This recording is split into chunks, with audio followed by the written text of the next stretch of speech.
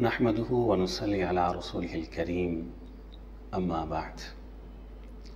नबी अलैहिस्सलातु वस्सलाम नमाज ईद के लिए घर से पैदल जाया करते और सहाबा इकराम का ये मामूल रहा है कि वो जब नमाज ईद के लिए रवाना होते तो अपनी ज़ुबान से तकबीरात कहते हुए रवाना होते, हत्ता कि नमाज ईद के लिए जब वो ईदगाह तशरीफ़ ले जाते तो अब्दुल्ला बिन उमर रज़ी अल्लाह ताला अन्हुमा ईदगाह के अंदर भी बुलंद आवाज़ से तकबीरात कहते रहते, हत्ता कि इमाम खुतबे के लिए तशरीफ़ ले आते।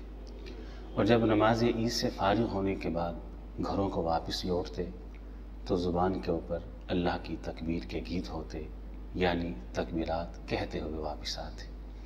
तो ये अहादीस इस बात की दलील है कि आप जब नमाज ईद के लिए घरों से निकलें तो तकबीरात कहते हुए घरों से निकलें और ईदगाह पहुंचकर भी बुलंद आवाज़ से तकबीरात कहते रहें, यहाँ तक कि इमाम साहिब वो नमाज और ख़ुतबा के लिए तशरीफ़ ले आएँ।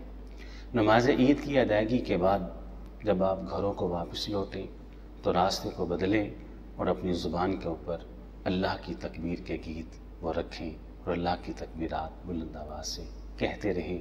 अल्लाह ताला हमें समझ के अमल की तौफ़ीक़ अता फ़रमाए। व आखिरु दावाना अनिल हम्दुलिल्लाहि रब्बिल आलमीन।